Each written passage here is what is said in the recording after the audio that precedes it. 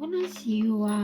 Mă bucur că suntem din nou împreună. Astăzi m-am gândit să fac o etalare în care să mă gândesc la voi, cei care vizionați această postare. Ce se întâmplă? Vă simțiți abandonați? Aveți impresia că sunteți trădați? Vedeți că relația voastră nu merge bine, este pe ducă și să vedem ce se întâmplă. Este așa? Este adevărat? Sunteți trădați, sunteți abandonați sau poate pur și simplu, eu știu, vă faceți voi griji în zadar și poate este doar în mintea sau în chipuirea voastră. Ia să vedem. Ce avem aici? Avem regele de cupe. Avem 7 de spade. Avem asul de pentacule sau de monede. Avem 9 de spade. Și avem regina de cupe. Iar la baza citirii avem 10 de spade. Păi, ce să zicem? Partenerul sau persoana voastră iubită, partenerul sau partenera este, după cum văd în energia regelui de cupe, dar este o persoană care cu 7 de spade ne sugerează că așa cam într-adevăr este o persoană care mai se furișează, mai ascunde, mai minte, mai trădează, adică după cum văd eu aici, cred că mai are și alte opțiuni. Acum, poate fi vorba, eu știu, de alte persoane din viața lui pe care sau cu care se mai vede și vouă nu vă spune, sau poate chiar are o relație mai stabilă, serioasă și vouă nu v-a spus, sau poate pur și simplu sunt alte probleme legate de alte planuri, eu știu, financiar, profesional sau eu știu, de familia sa pe care vouă încă nu vi le-a spus și nu vrea încă să vi le împărtășească. Poate are unele probleme la servici și nu vă spune pentru că este o fire mândră sau în familie are, eu știu, probleme cu părinți, rude, apropiate, au probleme poate de sănătate sau cine știe ce alte probleme și fiind atașat sau atașată de familia sa,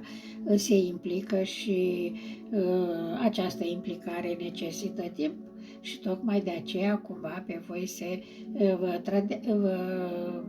abandonează, se retrage așa și nu prea vă spune ce vrea să facă. Dar uite ce frumos! Dacă observați, la începutul citirii avem regele de cupe, iar în partea asta la altă avem regina de cupe. Deci, voi formați o pereche potrivită. Regele și cu regina de cupe formează o pereche potrivită, nu? O pereche în care au sentimente profunde, știu să-și împărtășească sentimentele, sunt iubitori, sunt firi calde, atrăgătoare,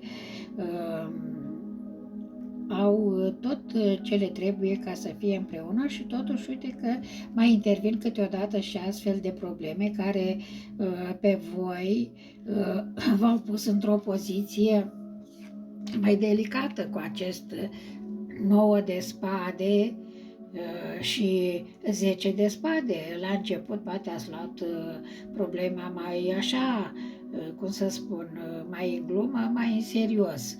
Dar când ați văzut că schimbarea persoanei voastre iubite persistă, atunci ați început să intrați la griji, nu? Să fiți întristată, supărată, să aveți stări de depresie, anxietate, v-ați gândit, domnule, ce se întâmplă când totul a mers așa de bine între noi, ne-am înțeles așa de bine, relația noastră este o relație frumoasă și mai ales din punct de vedere sentimental totul este ok. Ce se întâmplă cu această schimbare? Și poate voi, chiar dacă ați încercat să spuneți partenerului sau partenerei voastre, nu a dat nicio explicație,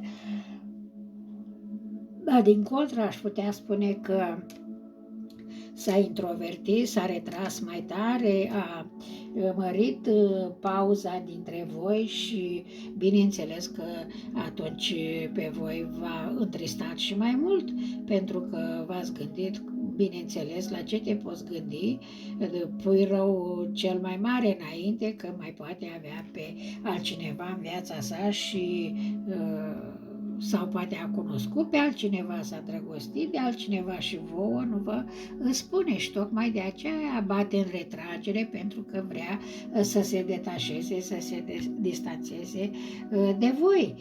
Ceea ce v-a făcut să ajungeți în poziția de 10 de spade, care sugerează apogeul durerii, adică starea voastră deplorabilă a ajuns la cote maxime, de unde până ieri, alaltă ieri, erați foarte fericiți, totul era ok, totul mergea pe roate, persoana voastră iubită vă copleșea cu drăgălășenie, acum această întorsătură bruscă, bineînțeles că v-a dat de gândit.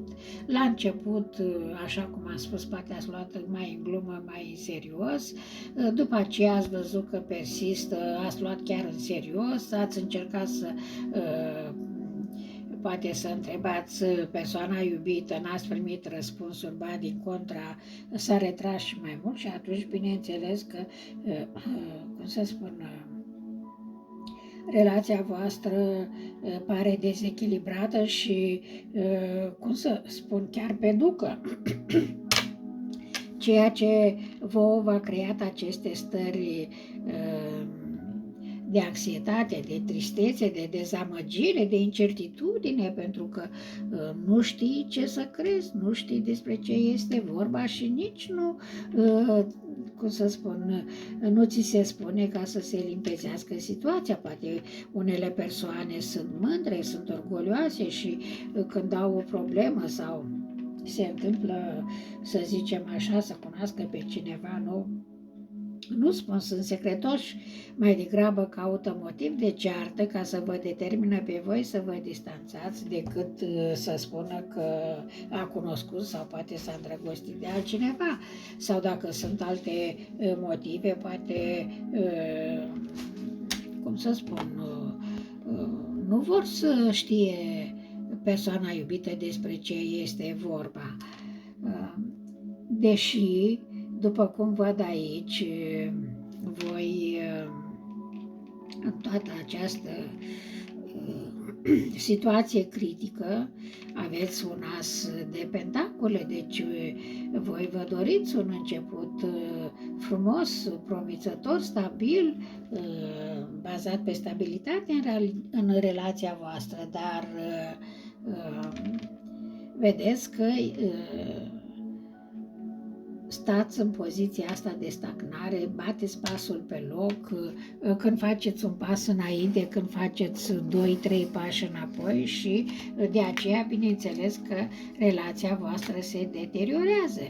Ia să vedem noi, să clarificăm aici ce este cu acest 7 de spade, de ce persoana voastră așa se furișează din relația voastră, dă bir cu fugiții așa, știți, mai în secret, mai pe ocolite și voi nu știți de ce. Ia uite aici ce avem. avem 10 de bâte. Avem 4 de pentacole sau 4 de monede. Și avem pașul de pentacole sau monede, iar la baza citirii avem luna. Păi, ce să spunem, după cum văd eu, avem aici monedele astea. Cred că persoana voastră iubită își dorește întâi să vină cu o stabilitate materială la voi, își dorește să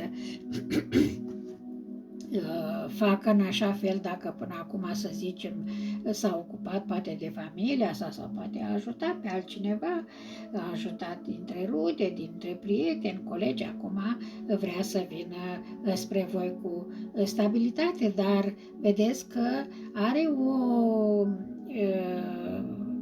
situație așa la care ține sau este, cum să zic, încăpățânat, nu vrea să renunțe. Ori sunt niște obiceiuri, de exemplu, este o fire secretoasă, introvertită, când are o problemă devine distantă în loc să colaboreze și să spună ce are pe suflet, sau poate ține și la o situație la care nu poate să-i dea drumul, poate este chiar o situație legată pe plan financiar, material, care să-i ofere persoanei voastre iubite stabilitate, să-l ajute sau să o ajute să ajungă la un potențial ridicat și, de ce nu, poate persoana voastră iubită este puțin și o persoană avară, zgârcită, nu? Tot strânge acolo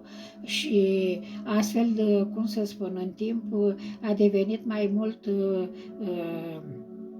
preocupat de sfera materială, sfera financiară, a căutat să se axeze mai mult pe planul acesta material și când vede că este la un impas sau nu iese socoteala sau ce vrea el să facă sau ea să facă acolo cu monedele, cu bănuții, nu iese, nu îi dă cu virgulă sau se întâmplă că a pierdut pe undeva, eu știu, a avut niște afaceri care au ieșit în pierdere sau poate a împrumutat, a dat bani și la colegi, la prieteni, la rude și nu i-au mai dat bani înapoi și uite așa mereu se află într-un deficit cu banii, astfel încât acum poate din mândrie și din orgoliu, nu vrea să vă spună că el vrea să vină spre voi, dar cumva vrea să capete un echilibru, de să se reechilibreze din punct de vedere material, financiar, ca să aibă cu ce veni spre voi și tocmai această situație îi creează lui o stare de greutate, ca și cum această luptă de a câștiga, de a face bani, de a agonisi, să agonisească cât mai mulți bani, bineînțeles că îi creează niște poveri pe care le duce în spate. Și dacă mai punem și situația asta cu luna care apare la baza citirii, în care vedem aici doi câini care latră la lună, după cum vedeți. Poate sunt și prieteni, colegi care au intervenit ori în relația voastră sau pur și simplu au intervenit pe plan material sau financiar, l-au influențat în mod negativ sau au încercat să facă o afacere împreună. Măi, hai să facem afacerea cu tare, că o să câștigăm, că o să facem, că o să dregem și până la urmă n-a ieșit nimic, așa cum am spus, a avut parte de pierderi materiale, financiare, deci a pierdut bănuți așa și bineînțeles că i-a creat și mai mare situația de, eu știu, de incertitudine, de neclaritate, de confuzie, pentru că luna arată și secrete, lucruri ascunse. Și dacă observați aici, luna ce are? un tip de femeie. Luna sugerează și o legătură maternă, deci ne putem gândi la o mamă, o soră, o mătușă care poate intervin și influențează persoana voastră iubită, sau poate, ce spun, mai avem nevoie de cutare, s-a stricat la casă nu știu ce, s-a stricat mașina, s-a stricat aia sau nu merge cealaltă și tu trebuie să ne ajuți. Sau mai poate fi varianta în care din familia lui nu vă agrează cine știe ce și tot bagă bețe în roate și atunci îi provoacă această stare de confuzie și ceea ce vede el și cum interpretează nu este adevărat. La fel cum și voi, poate ce vedeți și ce vă închipuiți voi, la ce vă gândiți, nu este situația reală ce bănuiți voi. În orice caz, vedem că persoana voastră iubită poartă niște poveri, niște griji și multe probleme sunt legate de planul material, financiar, deci cu bănuții. Nu văd o altă femeie să apară în etalare. Ia să vedem aici, totuși ce s-a întâmplat de v-a pus pe voi la pământ, ați ajuns în apogeul durerii cu 10 de spade. Deci ce s-a întâmplat? Ia să vedem. Ia uite, aici avem, iarăși avem luna. Luna nouă avem aici. Iar aici avem 5 de spade. Și avem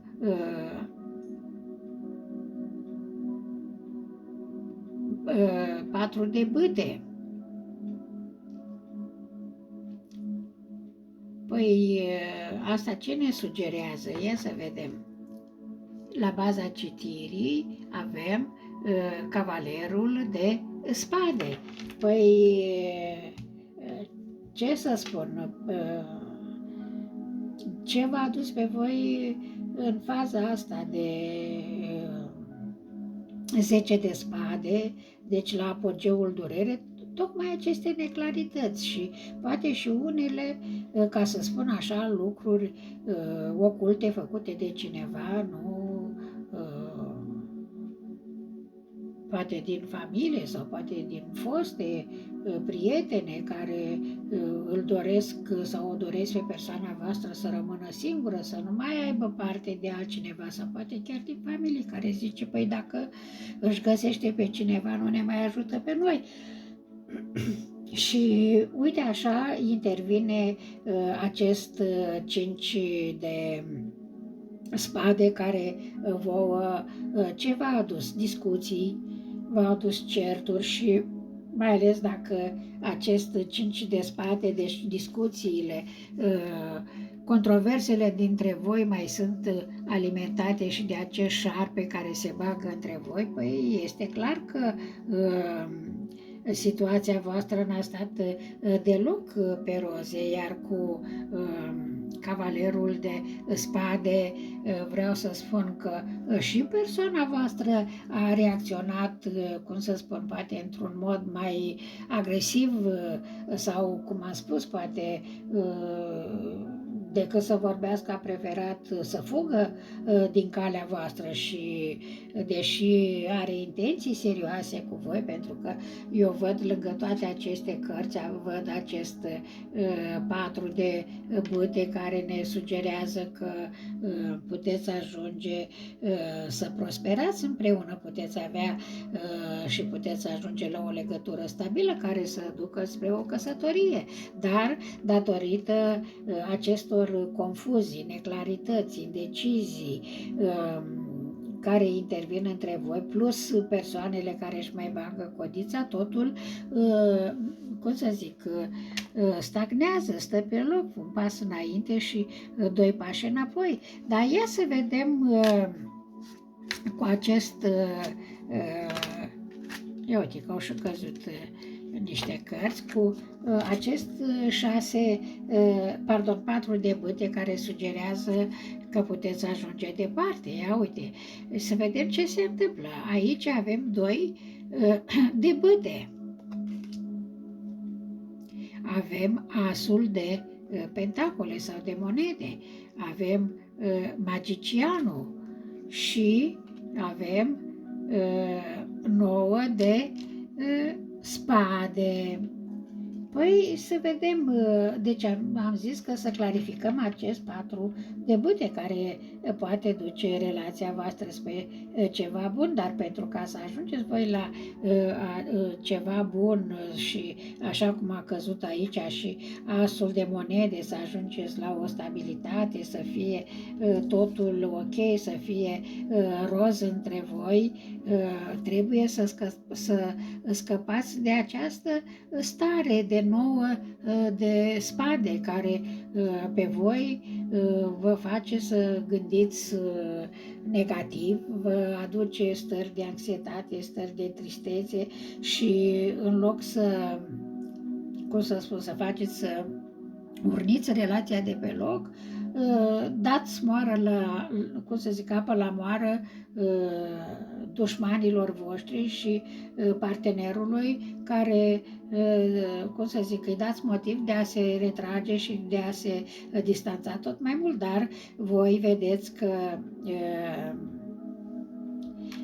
aveți tendința de a rezolva asta, de a privi înapoi spre trecut, deci a privi spre această situație care a persistat de mai mult timp și să vă gândiți, domnule, totuși trebuie să existe o soluție, mai ales că uitați, aici avem soarele, deci trebuie găsită o cale, trebuie lăsat trecutul în urmă și trebuie găsită o cale nouă care să vă ducă să înaintați în relație, cu atât mai mult cu cât avem aici magicianul care, cum să spun, ia uitați ce magii face aici și plus că magicianul vedeți că este susținut și de divinitate. Uite, avem soarele, avem steaua, deci divinitatea este alături de voi și atât voi cât și persoana voastră iubită veți reuși ca prin această magie, cum să zic, discuții diplomate, cu minte, cu înțelepciune multă, cu situații care să ducă spre limpezirea și spre calmarea apelor, veți reuși să treceți de această situație și să vă vedeți de, cum să zic, de viitorul relației voastre. Păi, ce să mai spunem? După cum văd eu aici, nu este vorba de o altă femeie dacă voi, sau de un alt bărbat dacă voi vă închipuiți că s-a distanțat sau s-a retras datorită că vă înșeală sau vă trădează. Nu. Dacă s-a retras și dacă s-a furișat așa față de voi, sunt alte probleme care îl macină, sunt alte probleme care am văzut cu 10 de bâte că apasă pe umerii persoanei voastre iubite și mai ales dacă și își bagă codița alții și îi creează și persoanei voastre iubite o stare de ceață, de indecizie, așa cum sunteți și voi, bineînțeles că situația asta, cum să zic, bate pasul pe loc și viitorul vostru, viitorul relației voastre, acum depinde foarte mult de ceea ce veți face voi. Dacă veți da dovadă, așa cum am spus, de minte, de înțelepciune, să căutați soluții adecvate, să rezolvați pe cale amiabilă, prin diplomație, atunci bineînțeles că veți avea câștig de cauză. Ia să vedem noi și cu acest oracol în care vedem ce se află de desubt, să vedem ce ascunde, ce se află de desubtul acestei detașări, acestor, cum să zic, abandonuri, ca să zic așa, repetate, dispariții repetate. Ia să vedem ce se ascunde, ce se întâmplă. Ia uite.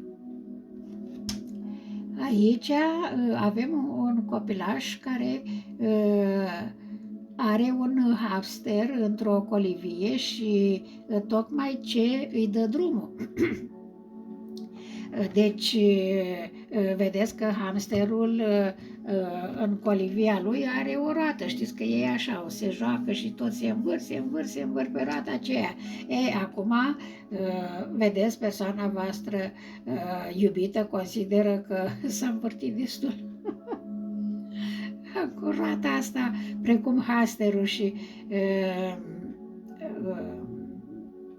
această situație, cum să spun, i-a adus mai multă confuzie, mai mult mister și multă neclaritate. Și pentru asta trebuie să aleagă pentru a alimenta, cum să zic, o situație favorabilă, să facă în așa fel încât să se micșoreze distanța dintre voi și să facă în așa fel încât să puteți să rezolvați pe cale amiabilă, pentru că distanța și toate aceste discuții, certuri, așa, nu vor duce nicăieri, iar voi o să vă învârtiți așa mult și bine, precum acest hamster, și partenerul vostru la fel se va învârti mult și bine până va găsi soluții ce să facă, cum să rezolve, pentru că poate nu s-ar lăsa și nu s-ar detașa nici de dincolo, pentru că poate are, eu știu, niște obligații sau poate pur și simplu vrea să facă bine acolo, dar vrea să fie și cu voi și uite așa se complică lucrurile. Ia să mai vedem o carte care, ia uite, ce arată aici? Arată o persoană care are în mână un dar, un colet, nu? Și stă și așteaptă în singurătate acolo, că parcă nu mai vine nimeni, parcă este un dar de unică folosință. Cum să spun, persoana voastră iubită a fost concepută pentru o versiune, nu pentru o viață întreagă. Deci, persoana voastră trebuie să înțeleagă că trebuie să fie maleabil, trebuie să se schimbe, că fiecare obstacol sau fiecare încercare își are rostul ei și, cum să spun, are o perioadă, nu, care expiră, și această versiune a persoanei voastre, deci versiunea actuală în care se detașează, fuge pe furiș, nu este trecătoare și nu este pentru totdeauna, deci nu este pentru viața întreagă și trebuie, cum să spun, neapărat să facă schimbări, să aducă înnoiri și ce este vechi să lase deoparte.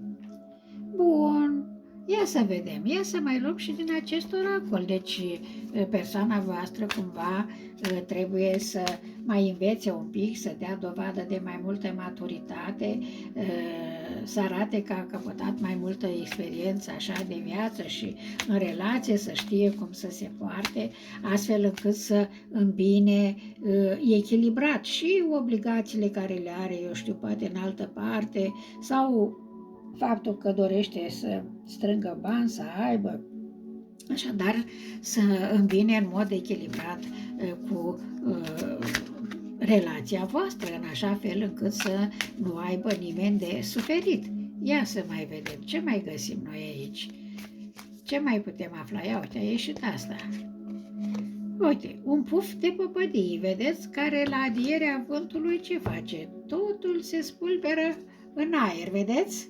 Zice, lasă-te ușor de trecut, vedeți? Asta îi se sugerează, deci toate situațiile astea, poate eu știu, și în familie a fost poate educat așa și dacă este o fire mai zgârcită, mai nu știu ce, astea le-a deprins tot din copilărie.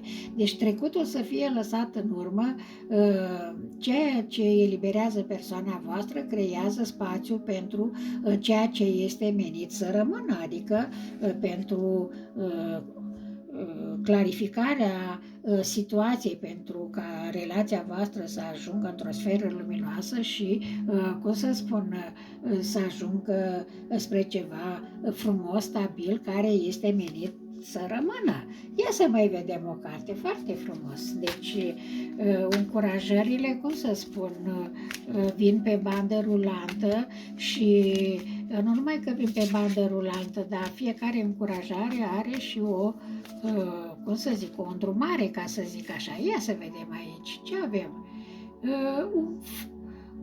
Un vânt, așa, vedeți, sunt niște curenți de aer, așa, care poartă în aer, poartă o pană, dacă se vede, nu știu dacă se vede, o pană care este mutată așa, adusă de vânt de colo-colo.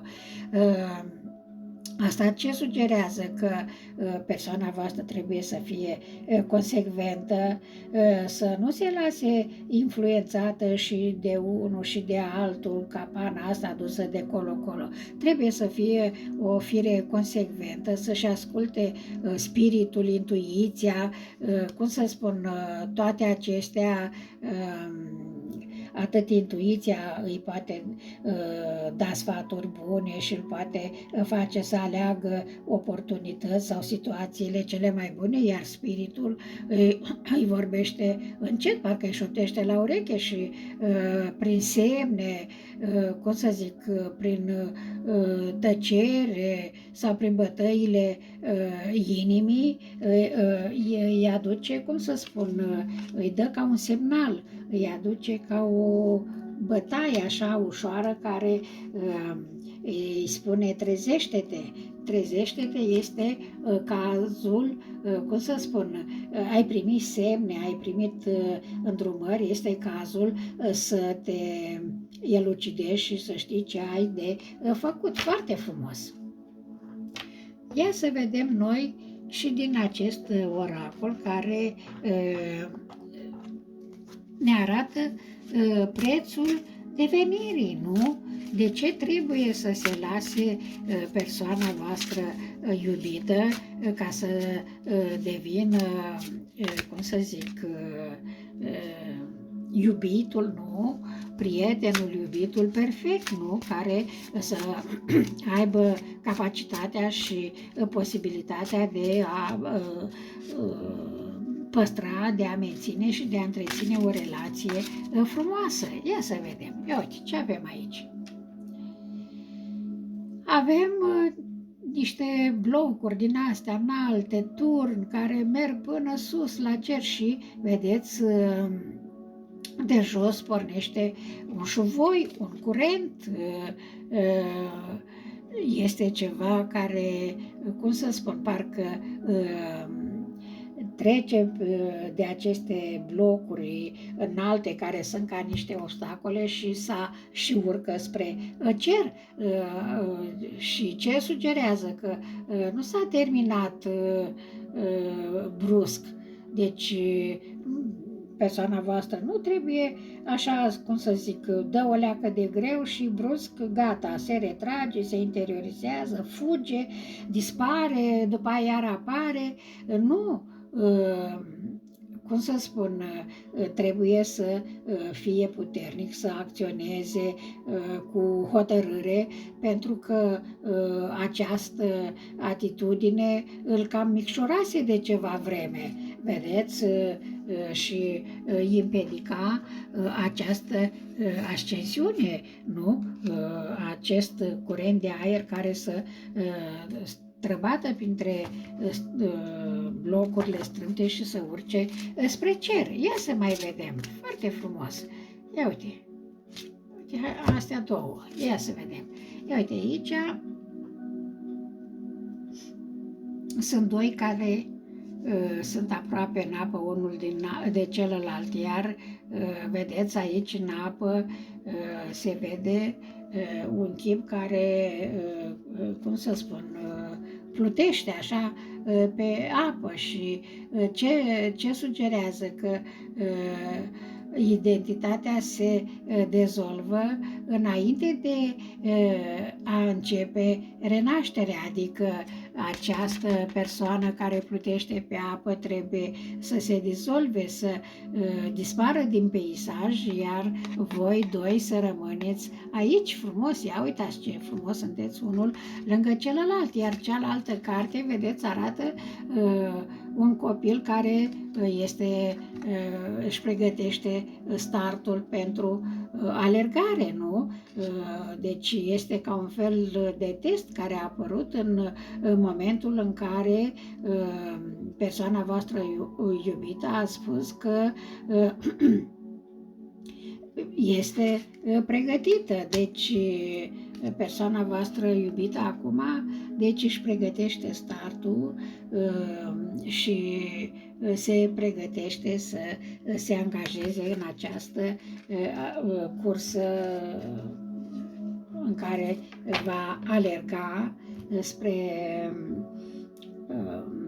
cum să spun, spre relația voastră și spre tine, pentru că încet, încet își va da seama că ce a făcut, ce a gândit, cum s-a purtat până acum, n-a fost tocmai metoda cea mai bună și acum vede că ce a greșit a dus la adâncirea prăpastiei dintre voi și tocmai acestea trebuie, așa cum am văzut și mai înainte în cealaltă carte, trebuie să se dizolve această atitudine, să fie lăsate în urmă toate ideile acestea preconcepute, idei vechi sau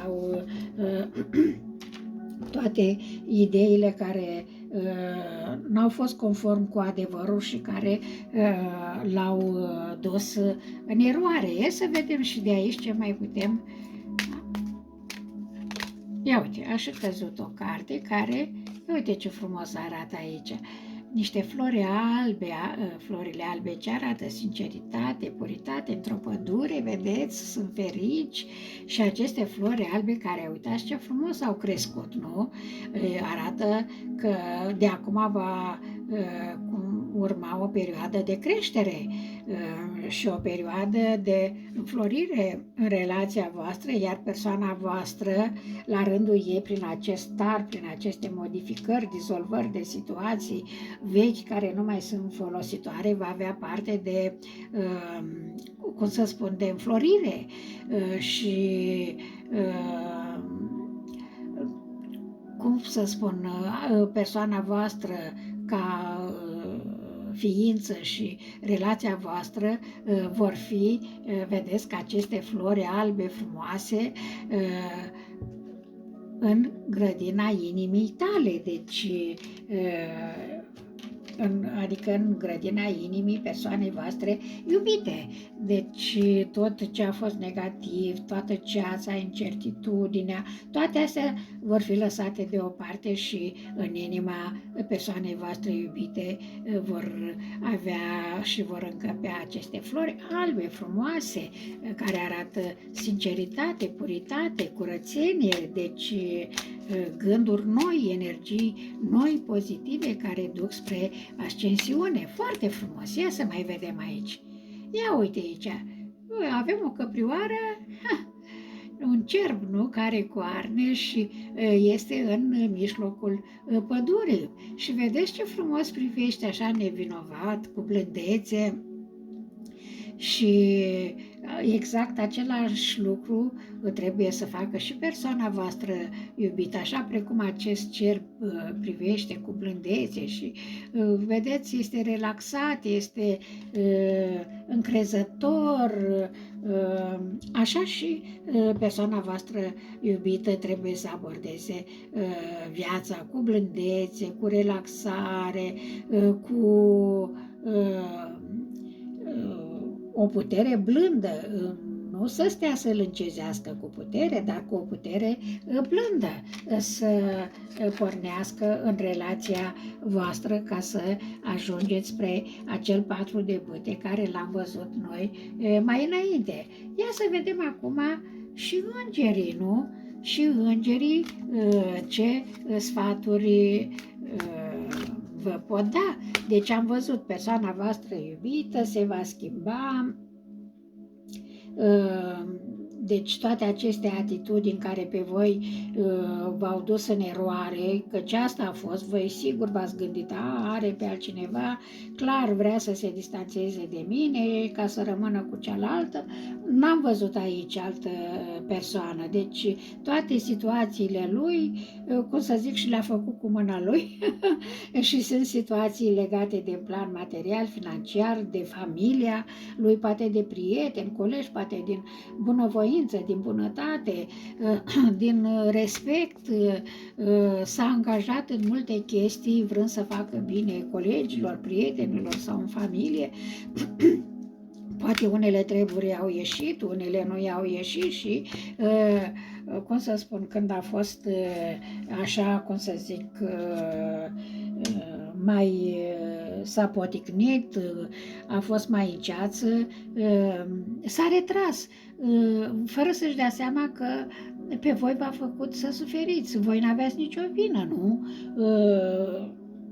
Ca să suportați aceste tăceri sau aceste distanțări și mai ales dacă nici nu vi se spunea de ce, știți? Și acum vede că tot ce a făcut rău, tot ce nu a judecat așa, nu a fost, cum să zic, chibzuit și cumpătat acum, așa cum am spus și mai înainte, trebuie lăsat să se dizolve, trebuie lăsat totul în urmă și spre voi să vină ca acele flori albe, să vină cu deschidere, să fie comunicativ, pentru că în orice relație, dacă nu este sinceritate și nu este o comunicare bună, se creează tot felul de confuzii, se creează tot felul de secrete, de ascunzișuri și asta nu duce la o evoluție a relației, ba din contra, duce la o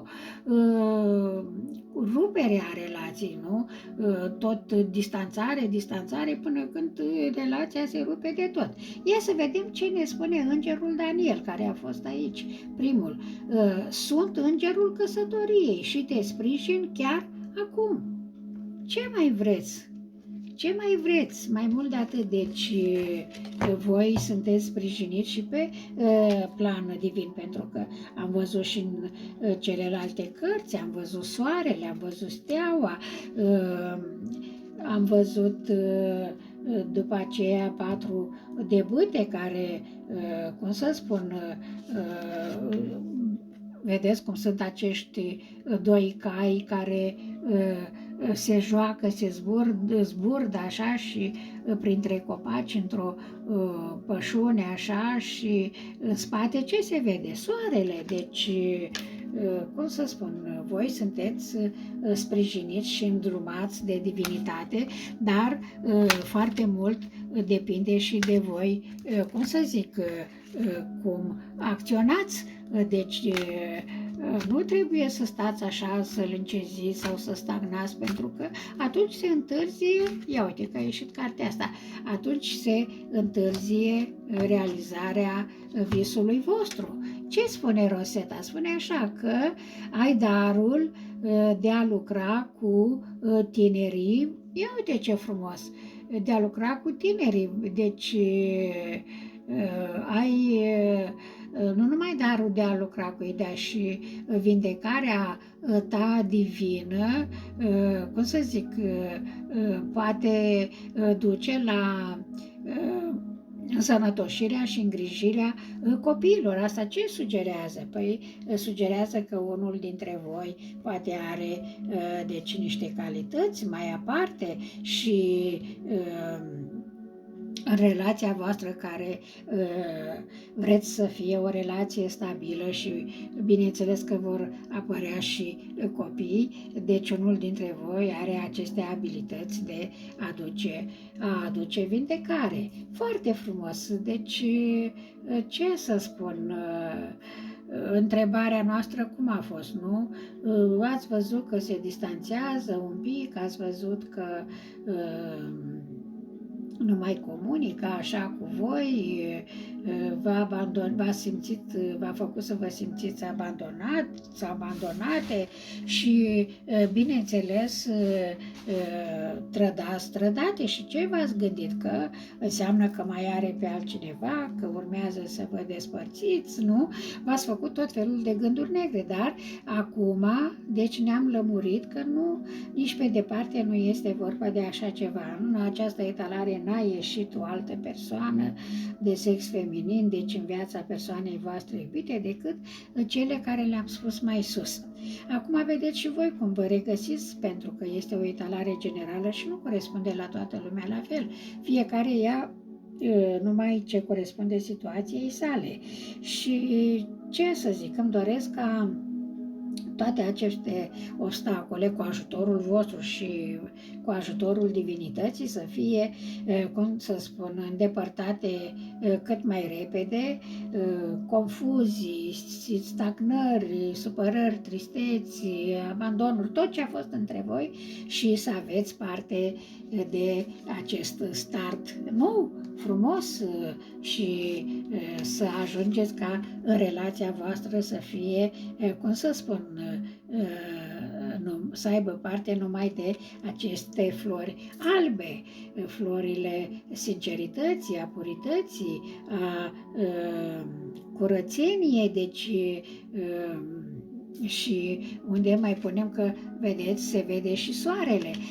Deci voi aveți toate șansele să deveniți, să aveți parte de o relație stabilă și o relație longevivă. Dacă v-a plăcut etalarea, vă rog să-mi lăsați și mie un like, să vă înscrieți pe canalul meu de YouTube, să apăsați pe clopoțel ca să primiți notificări. Înscrierea este gratuită și chiar m-aș bucura în curând în comentarii să veniți să spuneți că s-a rezolvat situația, de asemenea să veniți să spuneți că aveți poate soluții noi sau idei noi sau poate propuneri de noi întrebări la etalările noastre. Ce să spun? Mă bucur și îmi doresc să se rezolve cât mai mult situația voastră și să ne vedem cu drag data viitoare.